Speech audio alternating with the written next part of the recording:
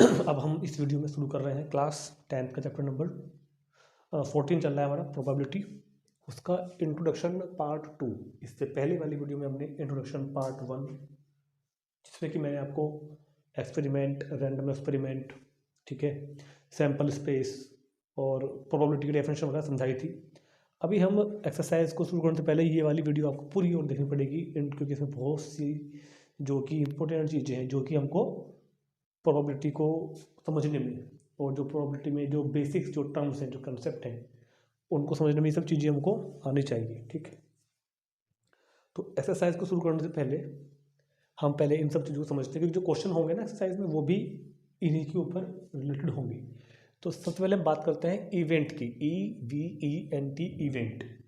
तो जिस तरह मैंने आपको पहले वाली वीडियो में सैम्पल स्पेस समझाया था कि किसी भी रैंडम एक्सपेरिमेंट को जब हम करते हैं तो उस रैंडम एक्सपेरिमेंट के जो भी पॉसिबल आउटकम्स होते हैं, उन पॉसिबल आउटकम्स का एक कलेक्शन या एक सेट कहलाता है सैम्पल स्पेस।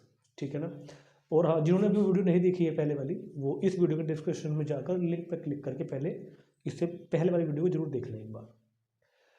तो रैंडम एक्सपेरिमेंट जब भी हम कोई करेंगे तो रैंडम एक्सपेरिमेंट के जो भी पॉसिबल आउटकम्स होते हैं, उन सभी पॉसिबल आउटकम्स का जो सेट है उसको बोलते हैं, हम क्या बोलते हैं उसको, सैम्पल स्पेस। जैसे कि मान लो कि हमने कोई डाइस थ्रो किया, तो डाइस फेंकने पर जो पॉसिबल आउटकम्स हैं उनको बोलते हैं क्या क्या होंगे, 1, 2, 3, 5 और 6। ये सब क्या होते हैं, possible outcomes when dice throw one time. ये तो क्या था, सैम्पल स्पेस, जो मैंने आपको पहले बता दिया है। और सैम्पल स्पेस को डिनोट करते थे हम लोग किससे, एस से। सैम्पल स्पेस को हम डिनोट करते थे एस से। अभी हम बात कर रहे हैं इवेंट की। देखो, इवेंट भी एक सेट ही है, बस क्या होगा इवेंट में ना, जो भी ये पॉसिबल आउटकम्स हैं, अगर ये सारे के सारे लिख रहे हैं हम, जितनी भी किसी रैंडम एक्सपेरिमेंट के पॉसिबल आउटकम्स हैं, अगर वो हम सारे लिख रहे हैं तब तो बोल जाता है सैम्पल स्पेस। और अगर उसे कुछ ही ले रहे हैं, मान लो मैं कहूँ कि जब हम एक डाई फेंकते हैं तो इवन नंबर कौन कौन से होंगे, तो मान लो इवन नंबर कौन कौन से होंगे, 2, 4, 6। तो इसको बोलते हैं कि ये कोई इवेंट है। इवन नंबर आना क्या है, इवेंट। ये हम कहीं ओड नंबर आ रहा है, तो ओड नंबर आ रहा है उसको भी हम ऐसे लिखते हैं इवेंट। तो इसको हम इवेंट बोलते हैं। हम कहते हैं कि नंबर वो आए जो 3 से बड़ा हो, ए नंबर ग्रेटर देन 3। तो ग्रेटर देन 3 क्या होगा, 4, 5, 6। तो इन सबको बोलते हैं इवेंट। और इवेंट को डिनोट करते हैं ई से, E1 पहला इवेंट, E2, E3। तो जो टोटल पॉसिबल आउटकम्स का सेट होता है उसको बोलते हैं सैम्पल स्पेस। और इनमें से कोई कुछ स्पेशलाइजेशन, जैसे कि मैंने इवन नंबर ले लिया या ओड नंबर ले लिया या प्राइम नंबर ले लूँ, प्राइम नंबर का है अगर, तो प्राइम नंबर कौन कौन से हैं इसमें, 2, 3 और 5। तो ये सब क्या बोल जाते हैं, इवेंट। ये यहाँ पर मेरे डेफिनेशन में लिखा हुआ है, द कलेक्शन ऑफ ऑल और sum of the possible outcome. सम या फिर ऑल, या तो सारे वाले भी, ये खुद भी एक इवेंट ही है। सैम्पल स्पेस खुद भी एक इवेंट होता है। तो सैम्पल स्पेस यानी कि ऑल के ऑल, सभी के सभी आउटकम्स, या फिर कुछ आउटकम्स अगर हम लेकर एक कलेक्शन बनाएं, एक सेट बनाएं, तो उसको बोलते हैं इवेंट। तो द कलेक्शन ऑफ ऑल और sum of the possible outcomes of a random experiment is called event. तो किसी भी रैंडम एक्सपेरिमेंट्स के जो टोटल आउटकम्स हैं, उन टोटल आउटकम से या तो सारे के सारे लिख दो, चाहे जो सैम्पल स्पेस होता है, या फिर कुछ स्पेशल जो कि हम जिनकी प्रोबेबिलिटी फाइंड करनी होगी वो पता चलेगा हमको क्वेश्चन, तो उनको बोलते हैं इवेंट। जैसे कि when we tossed a coin one time, जब हम एक कॉइन को एक बार टॉस करते हैं तो एस मतलब सैम्पल स्पेस, तो क्या बनता है H, T, head, tail. Then event to getting head, तो हेड आने का इवेंट क्या होगा, मान लो हम हेड चाहते हैं इसे सिर्फ, तो इवेंट टू गेटिंग हेड, इसको बोल दिया हमने E1। तो E1 is equal to H, सिर्फ हेड आने को हम बोल रहे हैं E1, मतलब कि पहला इवेंट। या फिर हम कहते हैं event to getting tail, tail आने के लिए क्या इवेंट है, हमने नाम दे दिया उसको E2। तो E2 इज इक्वल टू, ये वाला ब्रैकेट यूज करना है आपको, मैंने पहले बताया था टेल। तो इवेंट समझ में है ना, किसी भी रैंडम एक्सपेरिमेंट के जो भी पॉसिबल आउटकम्स होंगे उनसे जो कुछ को लेकर एक सेट बनाया जाएगा उसको बोलते हैं इवेंट। इन्हीं इवेंट्स की हम लोग जब क्वेश्चन करेंगे प्रोबेबिलिटी की सोल्व करने की, तो इन्हीं इवेंट्स की हमको प्रोबेबिलिटीज पर फाइंड करनी होगी, तो इसको बोलते हैं इवेंट। अब इवेंट कुछ टाइप्स के इवेंट होते हैं, sure event, impossible event, complementary event, और भी आएंगे भी अगर इसके बाद। तो पहले तो सोचते हैं सिंपल, क्या कहते हैं पहले, श्योर इवेंट। तो श्योर इवेंट तो यहाँ पर नाम से ही क्लियर है बिल्कुल। श्योर इवेंट मतलब वो इवेंट जो होना ही होना है, जो होगा ही होगा हमेशा, चाहे कुछ भी हो जाए वो इवेंट होना चाहिए, तो इस इवेंट को बोलते हैं श्योर इवेंट। फिर आता है इम्पॉसिबल इवेंट, जो इवेंट कभी हो ही नहीं सकता, डज नॉट एग्जिस्ट, उसको बोल लेंगे इम्पॉसिबल इवेंट। तो ये बहुत अच्छी तरह समझ लेना श्योर इवेंट क्या होता है और इम्पॉसिबल इवेंट क्या होता है, क्योंकि इनके ऊपर हमारे एग्जाम में क्वेश्चन है। तो देखो श्योर इवेंट वो इवेंट जो होना ही होना है तो बोला जाएगा श्योर इवेंट, और वो इवेंट जो कभी भी नहीं हो सकता उसको बोलते हैं इम्पॉसिबल इवेंट। तो श्योर इवेंट की डेफिनेशन मैंने इधर लिखी हुई है। तो श्योर इवेंट में हम जब समझते हैं तो सुनो ध्यान से, इधर क्या करना है श्योर इवेंट में। A sure event is an event which is always happen. एक श्योर इवेंट वो इवेंट होता है जो ऑलवेज हैपन, जो हमेशा होना ही होना है, उसको क्या बोलते हैं। A sure event is an event which is always happen, जो हमेशा होना ही होना है। जैसे कि when a dice throw one time then the outcomes is less than 7। जब हम किसी भी डाइस को फेंकते हैं तो जो हम चाहते हैं कि नंबर कौन सा आए, 7 से लेस देन, 7 से छोटा नंबर आए तो आएगा ही। डाइस के जो नंबर होते हैं वो 1 2 3 4 5 6 तो होते हैं ना। तो जब हमें डाइस को फेंकेंगे तो हम कह रहे हैं कि भाई डाइस फेंक कर नंबर कैसा आना चाहिए, 7 से कम आना चाहिए, चाहे वो कुछ भी आ जाए 7 से कम आना चाहिए, तो वो तो आएगा ही ना। तो ये कैसी है श्योर इवेंट। ऐसा कभी होगा क्या कि हम एक डाइस को फेंक के जो नंबर आएगा वो 7 से कम ना आवे, 7 से बड़ा आ जाए, तो वो तो हो नहीं सकता। तो 7 से कम नंबर आना क्या बोला जाएगा हमेशा श्योर इवेंट। इस तरह के इवेंट जो होने ही होने हैं, और इन इवेंट्स की जो प्रोबेबिलिटी होती है वो 1 होती है। सुनो तो डेफिनेशन याद रखना, a sure event is an event. एक श्योर इवेंट वो इवेंट है विच इज ऑलवेज हैपन, जो हमेशा होना ही होना है। The probability of a sure event is always 1। Sure event की प्रोबेबिलिटी हमेशा 1 होती है। याद रखना ये बात, क्वेश्चन में आएगी एक्सरसाइज में कि श्योर इवेंट की probability always 1। For example when we toss a die, जब हम एक डाई को टॉस करते हैं, then the probability to get number less than 7, then the probability to get number less than 7 is 1। तो 7 से कम नंबर को आने की जो प्रोबेबिलिटी होती है वो कितनी होती है, 1। कैसे होती है बताऊंगा अभी। क्योंकि जब हम डैश को फेंकते हैं तो सैंपल स्पेस क्या बनेगा, एस क्या बनेगा, 1 2 3 4 5 6। जब एक डैश को फेंकते हैं तो सैंपल स्पेस क्या बनेगा, 1 2 3 4 5 6। और जो हम नंबर जिसकी हम प्रोबेबिलिटी चाहते हैं कि नंबर आउटकम क्या चाहते हैं हम, इवेंट क्या है यहाँ पर, इवेंट क्या है यहाँ पर, लेस देन 7। यहाँ पर इवेंट क्या है, लेस देन 7। तो लेस देन 7 कौन कौन से हैं, लेस देन 7 कौन कौन से हैं, 1 2 3 4 5 6, ये तो लेस देन 7 नंबर हमारे पास। तो प्रोबेबिलिटी का फॉर्मूला बताया मैंने आपको, number of favourable outcomes upon number of total outcomes. तो जब हम किसी डाइस को फेंकते हैं तो number of total outcomes, number of total outcomes तो कितने हैं, ये 6 है ना भाई। जब डाइस को फेंकेंगे तो 6 के 6 की पॉसिबिलिटी है आने की। और जो हम चाह रहे हैं ना नंबर ऑफ फेवरेबल आउटकम्स, वो कितना है, वो भी तो 6 ही है, क्योंकि हम क्या चाहते हैं लेस देन 7। लेस देन 7 एक डाइस में कितने होते हैं, 6 होते हैं। तो probability of E, probability of E का फॉर्मूला लिखा था आपको, n E upon n S, number of E upon number of S. मतलब क्या, number of favourable outcome upon number of total outcome. तो नंबर ऑफ फेवरेबल आउटकम्स क्या है यहाँ पे, लेस देन 7 होना। लेस देन 7 होने का मतलब 1 2 3 4 5 6, तो 6, तो कितना होगा 6। और number of possible outcome, number of possible outcome कितना है, वो भी 6 ही है।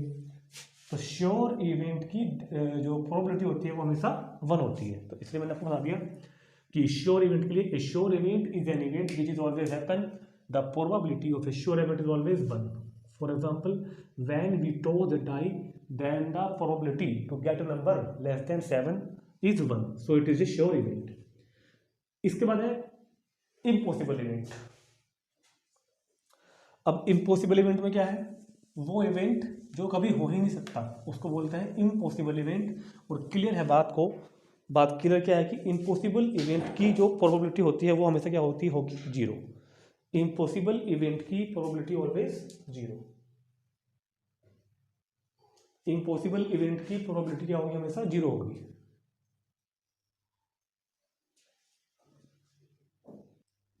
इम्पॉसिबल इवेंट की प्रोबेबिलिटी ऑलवेज 0। तो impossible event is an event that is non existing, जो कि एग्जिस्ट नहीं करता। There is no possibility that it can happen, इसके होने की कोई भी पॉसिबिलिटी नहीं हो सकती है, पर इसलिए ये होगा ही नहीं, does not happen. Hence the probability of occurrence it is always zero, तो इसके होने की प्रोबेबिलिटी हमेशा क्या होती है, जीरो, क्योंकि इम्पॉसिबल इवेंट का मतलब जो कभी ना हो, जैसे कि when a dice throw that the outcomes is greater than 8, अगर हम कहें कि एक डाइस को फेंकने पर 8 से बड़ा नंबर आए या फिर 7 से बड़ा नंबर आए, कुछ भी कह सकते हैं, तो when tossing a die the probability to get 8 आने की प्रोबेबिलिटी मतलब जीरो तो होगी, तो 8 तो कभी आएगा नहीं ना, डाइस को फेंकने पर 8 तो कभी आएगा, तो ये कैसा होगा, इम्पॉसिबल इवेंट, और इम्पॉसिबल इवेंट की प्रोबेबिलिटी हमेशा जीरो होती है, so it is an impossible event. ठीक है, फिर आ गया होगा, तो ये था श्योर इवेंट और इम्पॉसिबल इवेंट, इसको नोट करेंगे। और अभी देखते हैं इसके बाद हम कॉम्प्लीमेंट्री इवेंट, नेक्स्ट क्या है मेरे पास, कॉम्प्लीमेंट्री इवेंट। तो कॉम्प्लीमेंट्री इवेंट में क्या होगा, कॉम्प्लीमेंट्री इवेंट ना कभी भी अकेले नहीं होती कि भाई ये ही कॉम्प्लीमेंट्री इवेंट है, कॉम्प्लीमेंट्री इवेंट हमेशा एक इवेंट के साथ में होगी, मतलब कि पेयर में होती है। कैसे कि हमने कहा कि वैन थ्रो ए डाइस, जब हमने एक डाइस को थ्रो किया, when we throw a dice, एक डाइस को थ्रो करने पर, ठीक है, एस क्या होगा, एक डाइस को थ्रो करने पर एस होगा 1 2 3 4 5 और 6, ये कितना होगा मेरे पास, एस। हम कहते हैं कि इवेंट है, इवेंट ई है, या ई मान लो, इवेंट ई है इवन नंबर, इवेंट ई क्या है, इवन नंबर। तो इवेंट ई के अंदर कौन कौन से नंबर का कलेक्शन होगा, इवन नंबर्स का, 2 4 6। हमने कहा कि एक डाइस को थ्रो करना है, तो जो पॉसिबल आउटकम्स है वो तो क्या है 1 2 3 4 5 6, मगर जो फेवरेबल आउटकम्स जो हम चाह रहे हैं वो क्या हो, इवन नंबर 2 4 6। और सपोज दैट 2 4 6 में से कोई भी एक इवन नंबर आ भी गया, 2 आ गया या फिर 4 आ गया या फिर 6 आ गया, ठीक, तो हमें बोलते हैं कि हमारा इवेंट हैपन हो गया, इवेंट हमारा हो गया, ये बोलते हैं लोग, जो हम चाह रहे थे इवेंट नंबर हमारा आ गया। लेकिन इस टाइम पर एक इवेंट और है जो नहीं हुआ। जब भी हम एक डाइस को थ्रो करेंगे और इवन और ओड के पॉइंट ऑफ व्यू से अगर देखें तो दो ही तो बातें हैं, या तो इवन नंबर आएगा या ओड नंबर आएगा।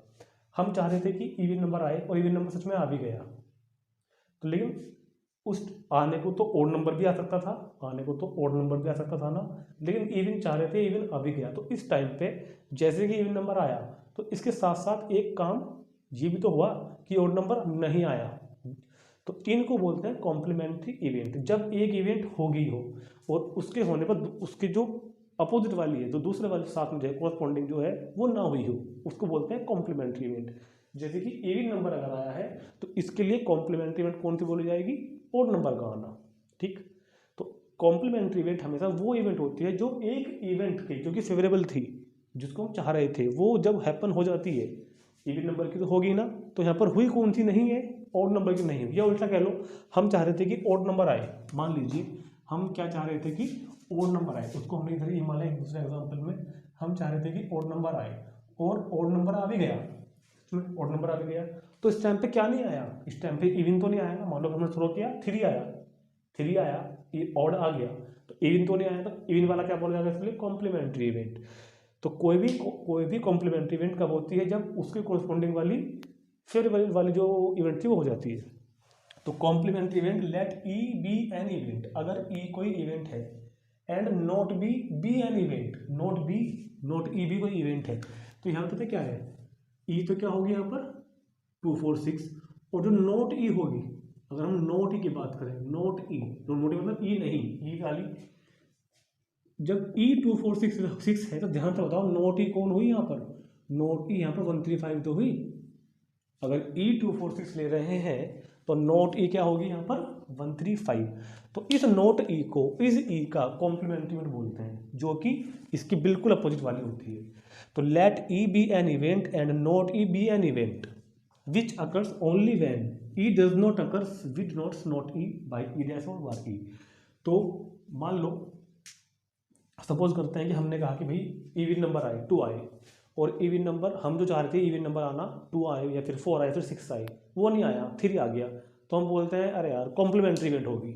हम चाह तो क्या रहे थे इवन आना, मगर आ कौन सा गया ओड, तो क्या कहेंगे कॉम्प्लीमेंट्री इवेंट हैपन हुए यहाँ पर।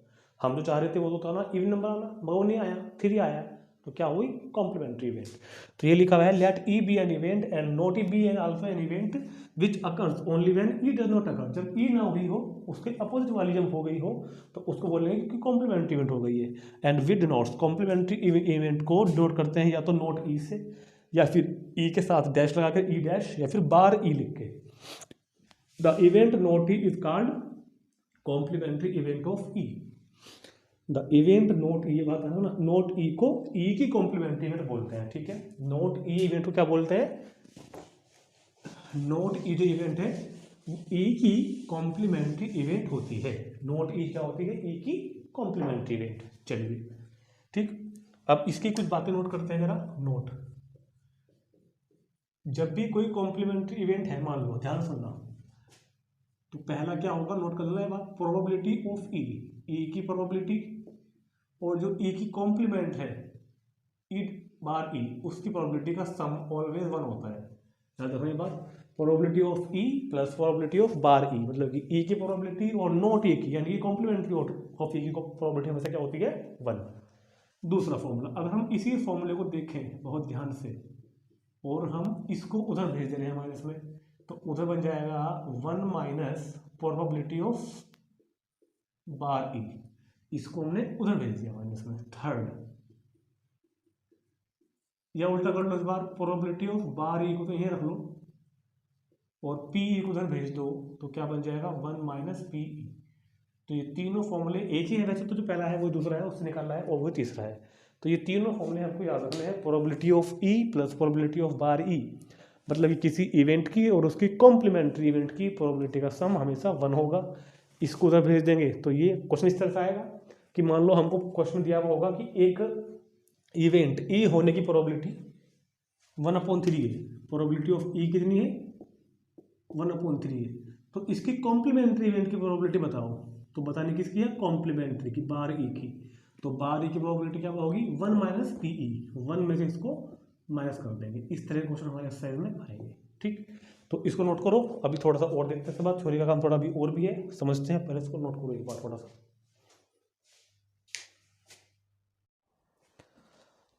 अब नेक्स्ट हमारे पास ये 7 चीज़ों के ऊपर हम और बात करेंगे अभी।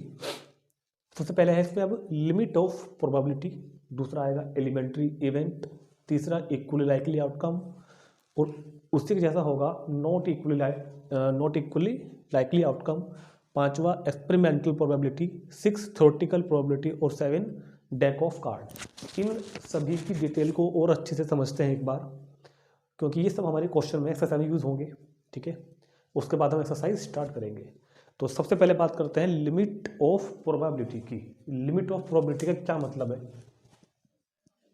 तो जब हम कहते हैं कि लिमिट ऑफ प्रोबेबिलिटी, तो बहुत ध्यान से देखना है, लिमिट ऑफ प्रोबेबिलिटी की का क्या मतलब है। लिमिट ऑफ प्रोबेबिलिटी, जब भी किसी भी इवेंट की प्रोबेबिलिटी हम फाइंड करते हैं फॉर एनी इवेंट ई, चाहे कोई भी इवेंट ई हो, कोई भी इवेंट ई हो, जब भी उसकी प्रोबेबिलिटी फाइंड करोगे, तो जो प्रोबेबिलिटी इसकी फाइंड करोगे ना, प्रोबेबिलिटी ऑफ ई, जो भी हम फॉर्मूला लगाएंगे, जो फॉर्मूला मैंने आपको पहले बताया है अभी, तो प्रोबेबिलिटी जो भी किसी भी इवेंट की होगी वो हमेशा लेस देन 1 होती है और ग्रेटर देन 0 होती है।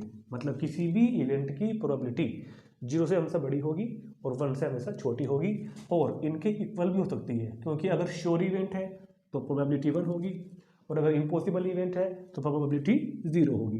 तो हमेशा याद रखना, अगर हम इसको नंबर लाइन पर शो करके हम भी समझ सकते हैं कि मान लेते हैं कि बीच में 0 है, यहाँ पर 1 है, और फिर क्या होता है इसके बाद 2 3 4 इनफाइनाइट तक, और इधर क्या होता है -1 -2 इनफाइनाइट तक। तो जब भी हम किसी भी इवेंट की, कैसा भी इवेंट हो, प्रोबेबिलिटी फाइंड करेंगे, तो प्रोबेबिलिटी या तो 0 आएगी, या फिर 1 आएगी, या फिर 0 और 1 के बीच का कोई नंबर आएगा। 1 से कभी भी बड़ी नहीं आती है और 0 से कभी भी छोटी नहीं होती है। तो क्वेश्चन भी होंगे हमारे पास इस तरह के एक्सरसाइज में कि कुछ प्रोबेबिलिटी लिखी हुई होंगी और कहेगा कि बताइए कि इनमें से कौन कौन से नंबर प्रोबेबिलिटी किसी भी इवेंट की हो सकते हैं। फॉर एग्जांपल हम कहें कि एक इवेंट है, उसकी प्रोबेबिलिटी, मान लिया हमने कहा कि E1 कोई इवेंट है, इसकी प्रोबेबिलिटी 1/4 है।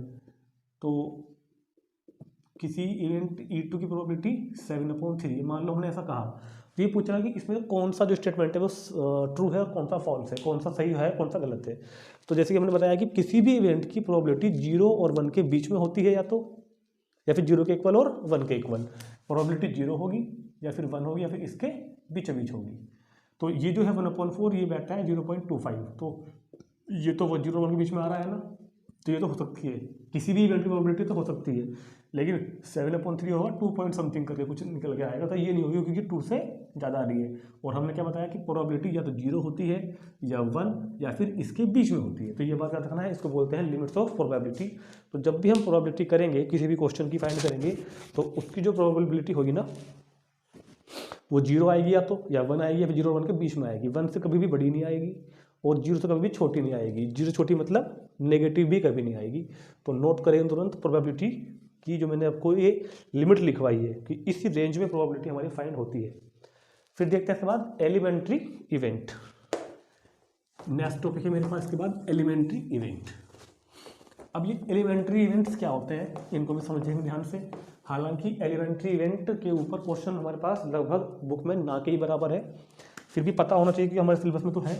एलिमेंट्री इवेंट क्या होता है, बहुत ध्यान से सुनना। एलिमेंट्री इवेंट्स किसको बोलते हैं?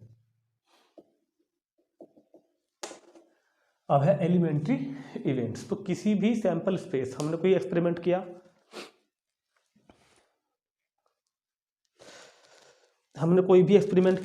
रैंडम एक्सपेरिमेंट, ठीक है, तो उस रैंडम एक्सपेरिमेंट से कोई भी सिर्फ एक, मतलब वो आउटकम जिसमें केवल एक ही एलिमेंट हो, जिसमें केवल एक ही इवेंट हो, उसको बोलते हैं एलिमेंट्री इवेंट। ऐसे समझ में आएगा, एक एग्जांपल समझ में आएगा।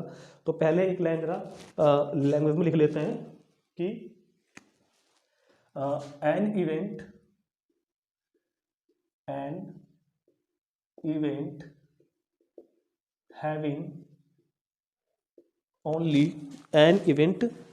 having only one outcome of any random experiment,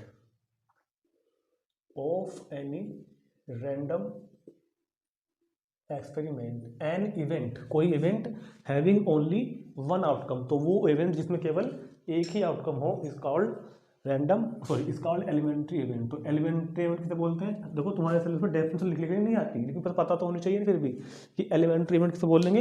an event having only one outcome of any random experiment, किसी रैंडम एक्सपेरिमेंट का अगर एक ही आउटकम उस इवेंट में है, सिर्फ एक इवेंट, अभी बताऊंगा एग्जांपल देकर, किसी भी रैंडम एक्सपेरिमेंट का अगर एक ही आउटकम उस इवेंट में है तो उसको बोलते हैं एलिमेंट्री इवेंट। फॉर एग्जांपल लिखते हैं, एग्जांपल के लिए when we toss a coin,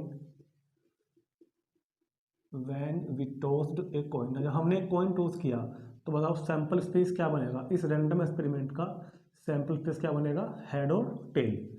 इस रैंडम एक्सपेरिमेंट का जो सैंपल स्पेस बनेगा वो बनेगा हेड और कितना बनेगा? टेल। और हम कहते हैं कि प्रोबेबिलिटी,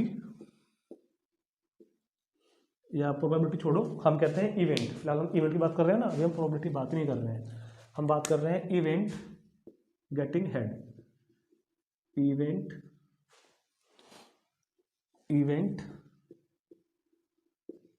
गेटिंग हेड। तो इवेंट गेटिंग हेड उसको हमने इवन बोल दिया, तो क्या लिखेंगे हम इवेंट्स के अंदर? एच। तो इस सैंपल स्पेस का जो इवेंट गेटिंग हेड है वो even is equal to H तो है। और अगर हम कहें इवेंट गेटिंग टेल, टेल आने का जो इवेंट है, तो टेल आने का इवेंट क्या होगा? टी। तो ये भी एलिमेंट्री इवेंट है, ये भी एलिमेंट्री इवेंट है, क्योंकि इसमें इस रैंडम एक्सपेरिमेंट का, जो रैंडम एक्सपेरिमेंट हमने किया था जिसके पॉसिबल आउटकम्स हेड और टेल थे, ऐसा बताया ना मैंने पहले आपको कि सैंपल स्पेस क्या होता है? The collection of all possible outcomes of a random experiment. किसी रैंडम एक्सपेरिमेंट का जो पॉसिबल आउटकम का जो सेट है, जो कलेक्शन, उसको बोलते हैं सैंपल स्पेस। और एलिमेंट्री इवेंट जो भी बताया जा रहा हूँ, एलिमेंट्री इवेंट क्या होता है? इस सैंपल स्पेस का अगर एक ही एलिमेंट, एक ही मेंबर उस इवेंट में आ रहा है, तो ये एक एलिमेंट का आना क्या है यहाँ पर? गेटिंग हेड मतलब कि एच, या गेटिंग टेल मतलब कि टेल। तो ये सब क्या बोले जाएंगे? Elementary event. ठीक, एक एग्जांपल और ले सकते हैं इसका। अगर एक डाई थ्रो करें, तो क्या बनेगा, सैंपल स्पेस 1 2 3 4 5 6, और इवेंट ई को हम बोल रहे हैं, इवन को बोल रहे हैं हम, इवेंट इवन को क्या बोल रहे हैं हम कि 1 आए, सिर्फ क्या आए 1 आए, तो क्या लिखेंगे इसके अंदर हम सिर्फ 1। तो ये भी क्या है एलिमेंट्री इवेंट। अगर हम बोल रहे हैं कि 3 आए, अगर हम बोल रहे हैं कि 3 आए, तो ये भी क्या होगा एक एलिमेंट्री इवेंट। तो एलिमेंट्री इवेंट उसको कहते हैं जिसमें सैंपल स्पेस में, सैंपल स्पेस का अगर सिर्फ एक ही एलिमेंट है तो उसको बोलते हैं एलिमेंट्री इवेंट। ठीक, और अभी बात को समझनी है, ये तो मैंने आपको एलिमेंट्री इवेंट बता दिया। एलिमेंट्री इवेंट के बाद एक बात और नोट कर लेंगे, the sum of the probability, ये नोट करेंगे, द सम ऑफ, नोट डालकर, बहुत इंपॉर्टेंट बात है ये वाली, the sum of all probabilities, the sum of all, the sum of all, the sum of, ये गलत हो गया, यहाँ लिखेंगे the sum of the sum of the sum of the probabilities of an elementary event, the sum of the probabilities of, the sum of the probabilities of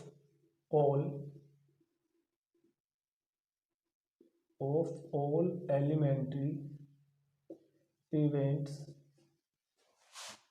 of an experiment, बहुत ध्यान से मैं क्या लिख रहा हूँ, of an experiment is 1।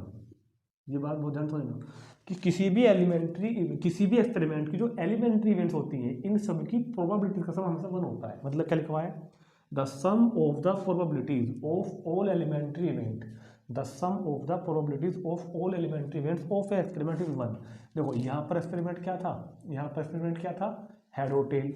इसके elementary event कितने हैं, 2 हैं, एक एलिमेंट्री इवेंट ये है और एक एलिमेंट्री इवेंट ये है। तो इस वाले एलिमेंट्री इवेंट का प्रोबेबिलिटी क्या होगी, हेड आने की प्रोबेबिलिटी क्या होती है, जब एक कॉइन को टॉस करते हैं तो 1/2 होती है ना, और टेल आने की प्रोबेबिलिटी क्या होगी, टेल आने की प्रोबेबिलिटी कितनी होगी 1/2। भाई जब एक कॉइन को एक बार टॉस करते हैं, तो हेड आने की प्रोबेबिलिटी 1 और टेल आने की प्रोबेबिलिटी भी 1। तो यहाँ क्या लिखा है, the sum of the probabilities of all of elementary event, किसी रैंडम एक्सपेरिमेंट के जितने भी एलिमेंट्री इवेंट है, इनकी जो प्रोबेबिलिटी है कितनी है 1/2, कितनी है 1/2, इसका सम हमेशा 1 होता है। अगर हम इन दोनों का सम फाइंड करें, probability of E1 plus probability of E2, तो देख लो 1/2 और 1/2 प्लस कितना आता है 1। तो चाहे 2 एलिमेंट्री इवेंट हो, चाहे 3 एलिमेंट्री इवेंट हो, चाहे कितनी भी एलिमेंट्री इवेंट हो, किसी रैंडम एक्सपेरिमेंट की सभी एलिमेंट्री इवेंट्स की प्रोबेबिलिटीज का सम 1 होता है। जैसे कि यही बता रहा था कि इसकी एक एलिमेंट्री इवेंट तो 1 है, एक एलिमेंट्री इवेंट 3 है, देखो इसकी एक एलिमेंट्री इवेंट 2 भी तो है, इसकी एक एलिमेंट्री इवेंट 4 भी तो है, इसकी एक एलिमेंट्री इवेंट 5 भी तो है, इसकी एक एलिमेंट्री इवेंट 6 भी तो है। तो 1 आने की क्या प्रोबेबिलिटी होती है, जब एक डाइस को थ्रो करते हैं, एक डाइस को रोल करने पर, फेंकने पर 1 आने की क्या प्रोबेबिलिटी होती है, 1 आने की प्रोबेबिलिटी 1/6। ऐसे ही 2 आने की क्या होती है प्रोबेबिलिटी 1/6, 3 आने की क्या होती है 1/6, 4 आने की 1/6, 5 आने की 1/6, 6 आने की 1/6। एक डाई को एक बार थ्रो करने पे एलिमेंट्री इवेंट 1 आने की प्रोबेबिलिटी 1/6, या फिर एलिमेंट्री इवेंट 2 के आने की प्रोबेबिलिटी 1/6। इस तरह 1 से लेकर 6 तक के नंबर आने की जो जितने भी एलिमेंट्री इवेंट्स हैं, सबकी प्रोबेबिलिटी 1/6 है ना।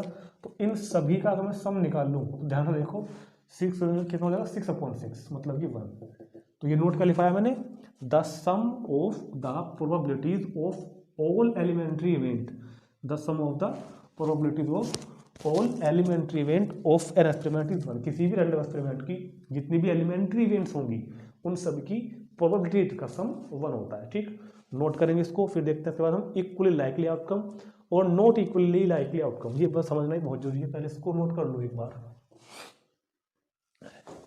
अब इक्वली लाइकली आउटकम और नॉट इक्वली लाइकली आउटकम को हम एक ही एग्जाम्पल में समझेंगे, और इसके ऊपर हमारे पास बुक में क्वेश्चन भी है, किसके ऊपर, एलिमेंट इक्वली लाइकली और नॉट इक्वली लाइकली इवेंट्स के ऊपर हमारे बुक में क्वेश्चन भी आएंगे, जो हम करने भी हैं। और हमको पता भी हो कि इक्वली लाइकली आउटकम क्या होते हैं।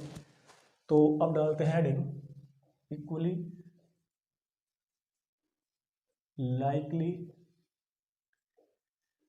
इवेंट्स, और इधर लिखते हैं हम नॉट इक्वली लाइकली, या आउटकम्स लिखो, इसको तुम आउटकम लिखो, इक्वली लाइकली आउटकम, इवेंट भी कह सकते हैं वैसे, इक्वली लाइकली आउटकम्स और नॉट इक्वली लाइकली आउटकम। ये हो गया, ये हो गया। अब हो रहा है इक्वली लाइकली आउटकम और नॉट इक्वली लाइकली आउटकम। तो इक्वली लाइकली आउटकम और नॉट इक्वली लाइकली आउटकम को समझना बहुत ही इजी है, क्योंकि ठंड हो रही है बहुत। इक्वली लाइकली आउटकम और नॉट इक्वली लाइकली आउटकम, देखो जब कोई इवेंट है मान लो, तो अगर किसी रैंडम एक्सपेरिमेंट की, हमने कोई रैंडम एक्सपेरिमेंट किया, कोई भी एक्सपेरिमेंट हम कर रहे हैं, और उस एक्सपेरिमेंट में ना जो भी इवेंट है उन सभी की प्रोबेबिलिटी सेम है, अगर सबकी प्रोबेबिलिटी, सबके होने की प्रोबेबिलिटी अगर सेम है, इक्वल है, सबके आने की पॉसिबिलिटी क्या लो, सबके होने की प्रोबेबिलिटी क्या लो अगर इक्वल है, तो उनको बोलते हैं इक्वली लाइकली आउटकम। और अगर उनकी होने की प्रोबेबिलिटी अलग अलग है तो उसको बोलते हैं नॉट इक्वल। नाम से पता चल रहा है ना, इक्वली लाइकली, जो जिनकी इक्वल हो। और जैसे कि सिंपल सी बात है, हमने एक कॉइन टॉस किया, सुनो, हम एक कॉइन को टॉस कर रहे हैं, टॉसिंग ए कॉइन। तो टॉसिंग ए कॉइन, कॉइन को टॉस करने पे ही बता दो हेड आने के चांस और टेल आने के चांस कितने कितने होते हैं, इक्वल इक्वल होते हैं क्या।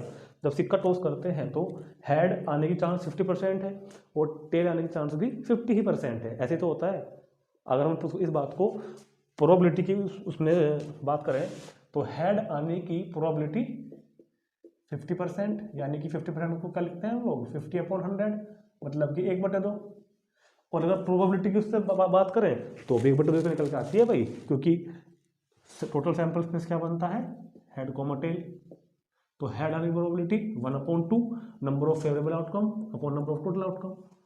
तो चाहे ऐसा समझ लो कि जब हम एक सिक्के को टॉस करते हैं तो हेड आने की चांसेस 50% होते हैं और टेल आने के चांसेस भी 50% होते हैं। तो दोनों के आने के चांस इक्वल इक्वल है ना, तो इसको बोलते हैं इक्वली लाइकली आउटकम। बहुत सिंपल सी बात है। या एक एग्जांपल ऐसे ले लो, एक बैग है, कोई बैग है, थैला मतलब, उस थैले के अंदर 3 तो है रेड कलर की बॉल, ये भी रेड बॉल है, ये भी सेम रेड बॉल है, ये भी सेम रेड बॉल है, और 3 ही इसके अंदर ब्लैक कलर की बॉल है। 3 ही रेड बॉल है, 3 ही ब्लैक बॉल है। अब हमने थैले के अंदर हाथ दिया और बिना देखे, बिना चेक करे बॉल बाहर निकाली, तो रेड बॉल आने के चांसेस और ब्लैक बॉल आने के चांसेस बताओ इक्वल इक्वल हैं या अलग अलग है। जितना मतलब अगर मन में हम आपको पॉसिबिलिटी में प्रोबेबिलिटी ये तो होती है measurement of certainty of an event.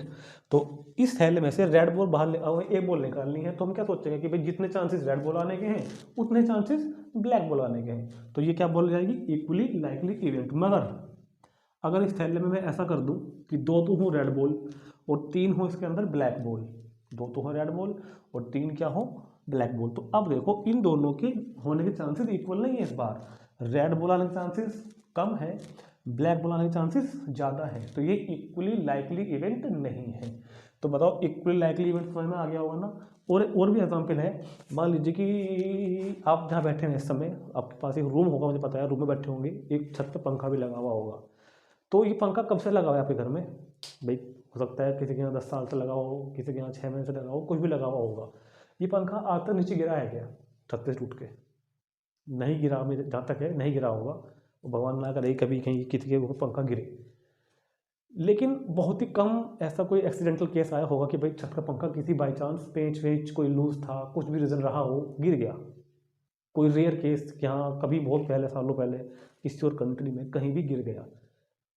तो ये क्या है, अगर हम ये सोचें, अगर हम कुछ सोचने बैठ जाए कि अरे पंखा लग तो रहा, ये पंखा गिर सकता है या नहीं। अब खुद बताओ, पंखे का गिरना, गिर तो सकता है ना भाई, कोई एक्सीडेंट अगर हो जाए, पंखा कोई मतलब कोई भी बात हो जाए, कोई पेच लूज है, कुछ भी बात है अगर, तो गिर तो सकता है। ऐसा नहीं कि गिर, कभी कोई बात की गारंटी नहीं ले सकता भी पंखा मैंने यहाँ डाल दिया कभी जिंदगी में गिरने का नहीं, गिर सकता है। लेकिन ये इक्वली लाइकली नहीं है। ऐसा तो नहीं है ना कि पंखा गिरने के और पंखा ना गिरने के चांसेस इक्वल है। यहाँ पर बहुत ज़्यादा चांसेस है कि पंखा नहीं गिरेगा, बहुत ज़्यादा चांसेस है, स्ट्रॉन्ग चांसेस ये पंखा गिरेगा नहीं। बहुत ही रेयर केस है, कहीं 100, 150, 200 सालों में कहीं एक बार कहीं गिर गया होगा तो गिर गया होगा। तो ये वाला पंखे का गिरना क्या होगा, नॉट इक्वली लाइकली आउटकम। इसी तरह के एग्जाम्पल भी हमारी बुक में आएंगे, क्वेश्चन भी आएंगे, हम करेंगे भी। तो जब भी हम कोई बात कर रहे हैं कि अगर मान लो, ठीक है, बस ये एग्जाम्पल बहुत है पंखा वाला समझने के लिए कि पंखा गिर भी सकता है हमारे ऊपर, नहीं भी, लेकिन कितने ज़्यादा चांसेस हैं कि नहीं गिरेगा, ये चांसेस ज़्यादा है ना, और गिरेगा ये बहुत ही कम चांसेस है, ना के बराबर है लगभग। तो ये इक्वली लाइकली आउटकम नहीं है। या फिर उससे अच्छा एग्जाम्पल तो ये भी हमारे पास एग्जाम्पल ठीक ही है कि कॉइन टॉस करने के बाद हेड और टेल आने के चांसेस कितने कितने होते हैं, 50-50%। तो यह है इक्वली लाइकली आउटकम, जैसे कि यहाँ बोल समझाया था। ठीक है, तो इक्वली लाइकली आउटकम समझ में आ गया और नॉट इक्वली लाइकली आउटकम समझ में आ गया। तो क्या लिखेंगे इसमें, थोड़ा सा लिख लेते हैं। If we have the same possibility, if we have the, इसे साफ कर देता हूं पहले। If we have the same possibility, if we have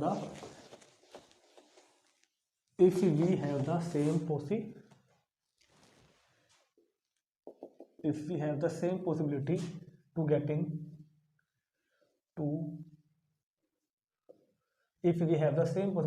to getting each outcome,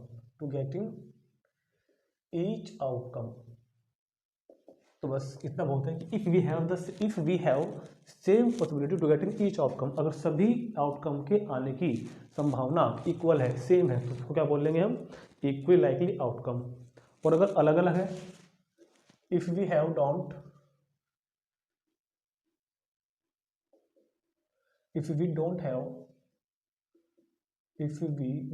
have the same possibility, if we don't have the same possibility to getting each outcome,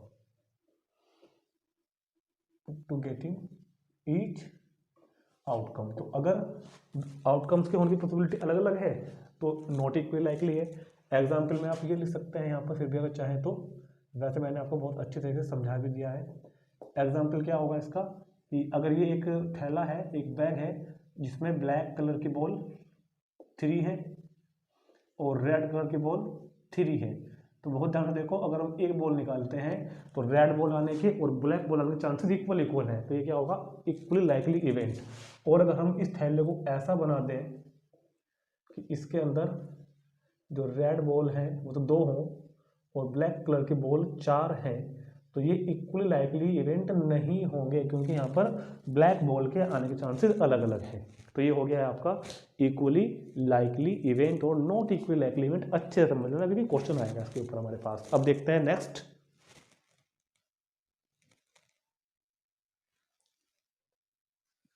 अब है next theoretical probability and experimental probability. ये topic भी हो गया हमारे। अब experimental and theoretical probability. देखो, experimental and theoretical probability को अगर हम बहुत अच्छी तरह से ध्यान से पढ़ना चाहें ना, तो ये एक बहुत बड़ी चीज़ है अपने आप में, बहुत बड़ा टॉपिक है इसके ऊपर।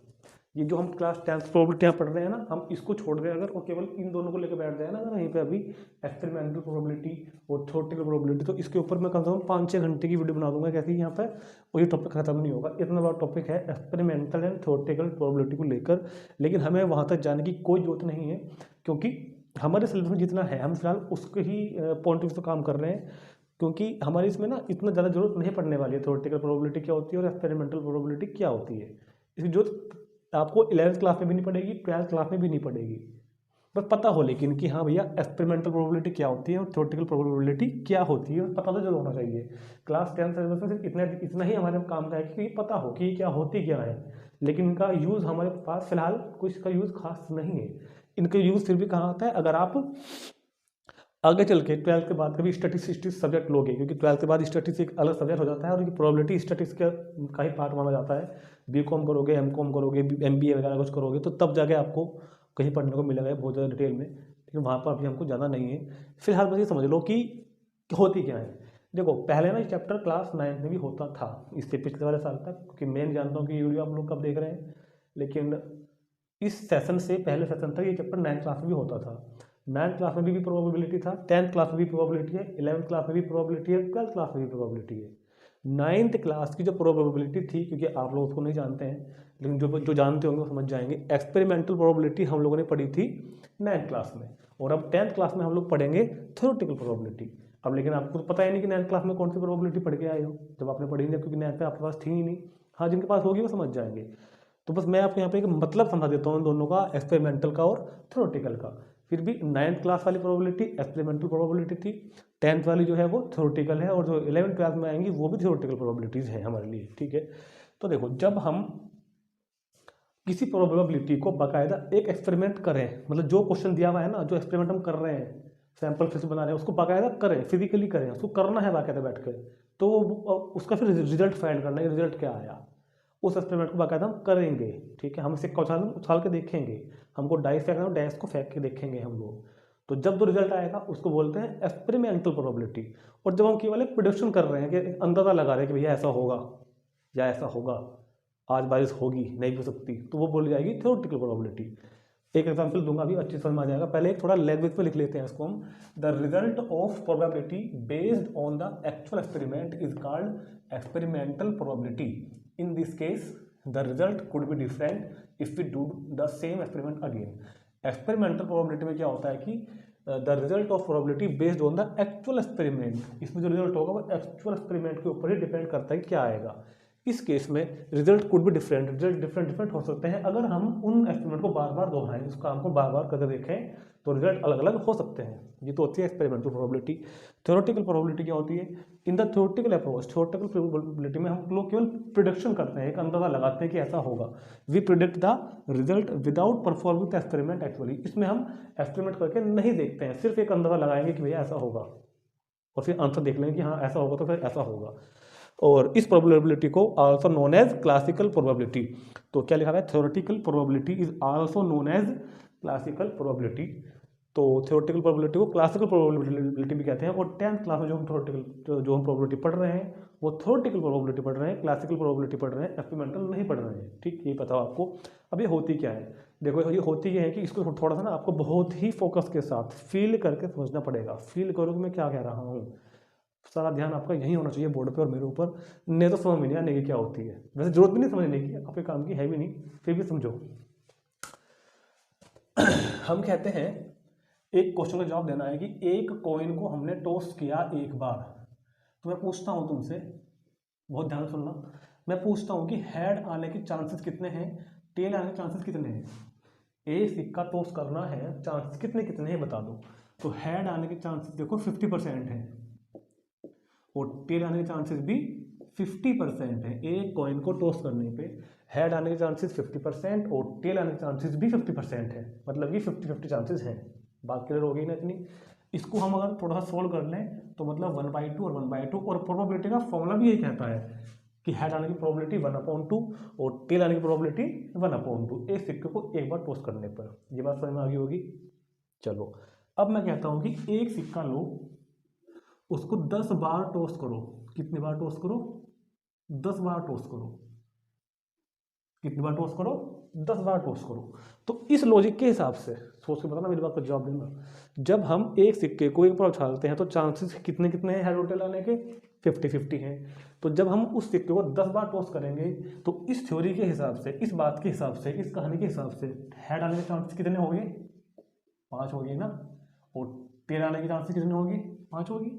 भाई सिंपल सी बात है, आप भी तो कह रहे हो, आपने भी कहा ना, मुझसे बताया ना आपने कि एक सिक्के को एक बार उछालने पे हेड और टेल आने के चांसेस 50-50% होते हैं। तो इस बात के हिसाब से एक सिक्के को अगर 10 बार उछाल लें तो हेड 5 बार आएगा और टेल 5 बार आएगा। 50-50 तो कह रहे हो ना।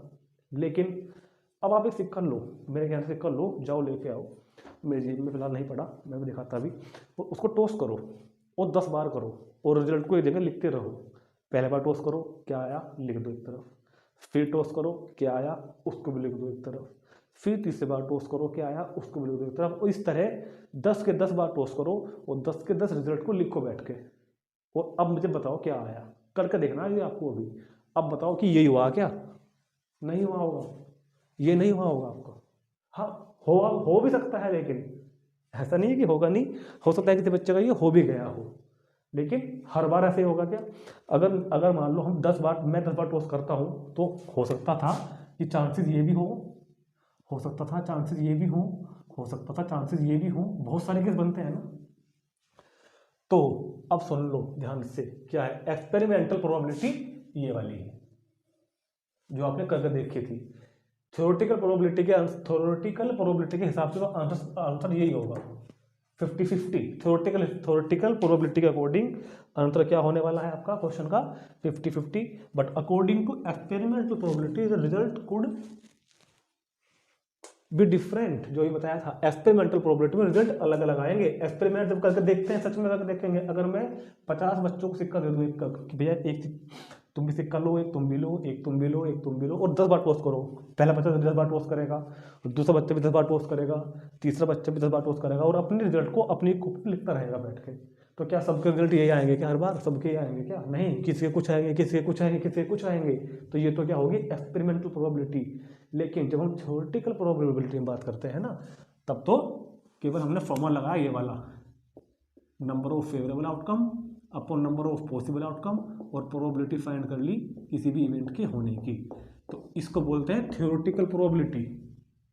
जब हम ये फॉर्मूला अप्लाई करके निकालते हैं ना, तो थ्योरेटिकल प्रोबेबिलिटी, और जब हम एक्सपेरिमेंट करके निकालते हैं तो एक्सपेरिमेंटल प्रोबेबिलिटी। ये है इसका डिफरेंस, इसको नोट करो तुरंत। फिर एक चीज़ और रहेगी, ताश के पत्तों के बारे में बात करेंगे, फिर चलते हैं आगे एक्सरसाइज में।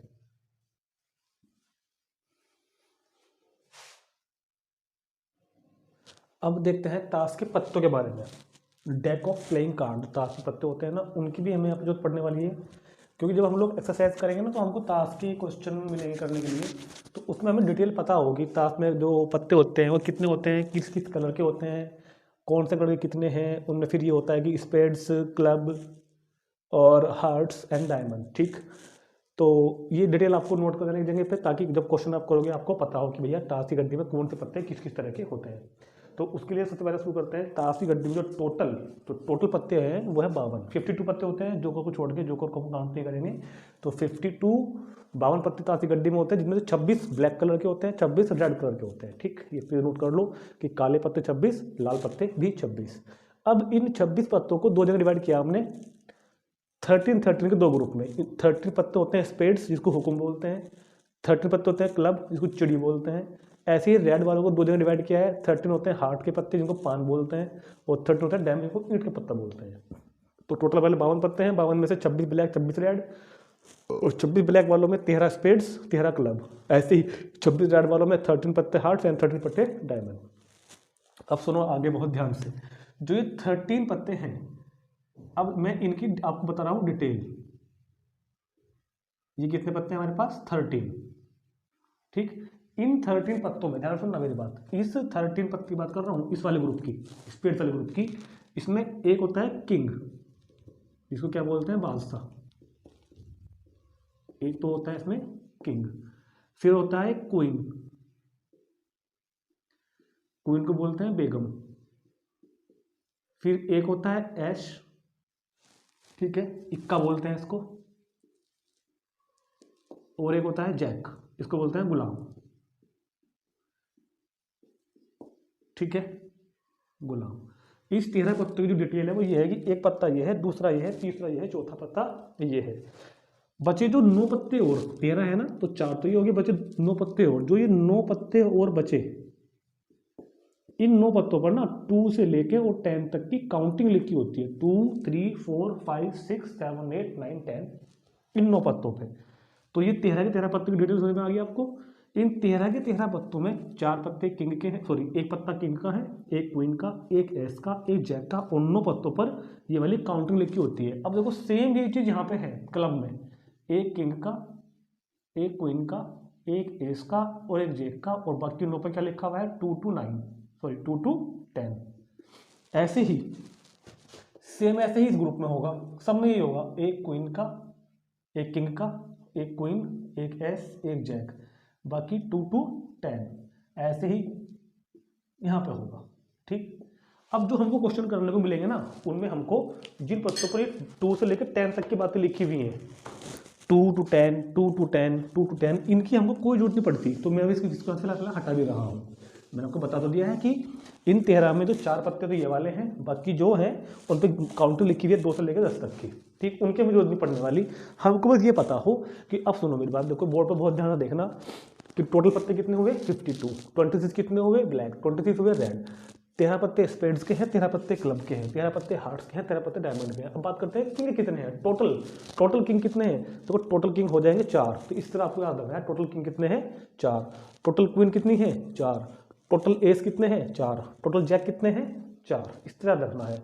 अब इस तरह से याद रखना है कि रेड कलर में किंग कितने हैं, देखो रेड कलर में किंग 2, रेड कलर में क्वीन 2, रेड कलर में एस 2, रेड कलर में जैक 2, ऐसे ही ब्लैक कलर में किंग 2, ब्लैक कलर में क्वीन 2, एस भी 2 और जैक भी 2, इस तरह याद रखना है आपको। कोई पूछे कि हुकुम का इक्का कितना होता है, तो हुकुम के इक्का एक ही है, ऐसे ही क्लब का इक्का भी एक ही है, हार्ट का इक्का भी एक ही है, डायमंड का इक्का भी एक ही है। हम पूछते हैं कि क्लब में क्वीन कितनी है, तो क्लब में क्वीन एक ही है, ऐसे ही हार्ट में भी क्वीन एक ही है। इस तरह से आपको इन पत्तों की डिटेल याद रखनी है कि सुनो ध्यान से, टोटल 52, रेड 26, ऐसा नोट कर लो कहीं पर, ब्लैक भी 26, ठीक है, स्पेड्स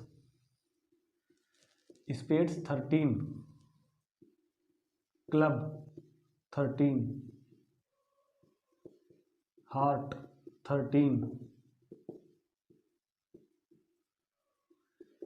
डायमंड्स 13। अब आते हैं इन पे, हम किंग पे 4, क्वीन 4, जैक 4, एस भी कितने होते हैं 4, एक के मतलब। तो इस तरह से आपको ये सारी डिटेल याद होनी चाहिए, ठीक है। एक होता है फेस कार्ड, उसको बोलते हैं face card, face card, face card को बोलते हैं हिंदी में तस्वीर वाला पत्ता,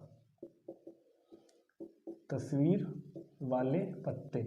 फेस कार्ड मतलब तस्वीर वाले पत्ते, तस्वीर मतलब आपने देखा होगा काफी गड्डी में जिन पर किसी का फोटो बना होता है, कुछ पत्ते देखने को मिलेंगे आपको जिस पे किंग बना होता है, एक पे क्वीन बनी होती है, एक पत्ता होता है जिसपे कि गुलाम बना होता है, इनको बोलते हैं फेस कार्ड। बाकी पे कुछ डिजाइन बन जाते हैं नंबर से, इक्के का, ईंट का, पान का, इस तरह से डिजाइन बन जाते हैं। तो हम बात कर रहे हैं फेस कार्ड की, फेस कार्ड जिन पर किसी का फोटो तस्वीर लगी हुई हो। तो देखो फेस कार्ड कौन कौन से होते हैं, किंग वाले पे किंग की तस्वीर लगी होती है, एक राजा की, क्वीन पे रानी की, और गुलाम पे भी तस्वीर लगी हुई होती है। इक्के पे कोई तस्वीर लगी हुई नहीं होती, इक्के पे इक्का बना हुआ होता है। तो टोटल गड्डी में फेस कार्ड कितने हो गए, देखो किंग किंग किंग किंग, तो 4 तो किंग हो गए फेस कार्ड, किंग 4 किंग है ना, और 4 ही क्वीन है, ठीक है, और 4 ही जैक है। तो टोटल ताश की गड्डी में 12 पत्ते होते हैं, फेस कार्ड जिनको बोलते हैं, 12 पत्ते होते हैं फेस कार्ड जिनको बोलते हैं। तो इस तरह से आपको सारी डिटेल कुछ याद रखनी है। कोई आपसे पूछे कि ताश की गड्डी में रेड कलर में फेस कार्ड कितने हैं, तो देखो रेड कलर में फेस कार्ड कितने होंगे, 1 2 3, 1 2 3 6 फेस कार्ड रेड कलर में है, और 6 फेस कार्ड ब्लैक कलर में। इस तरह से डिटेल आपको याद हो जाएगी जब आप इसको ध्यान से समझ लेंगे एक बार, ठीक। तो इसको नोट कर लो। और मैं समझता हूँ कि यहाँ तक हमारा सब कुछ कंप्लीट हो गया है, जो थ्योरेटिकल पार्ट है, जो भी मैंने आपको इसकी थ्योरी डेफिनेशन समझानी थी।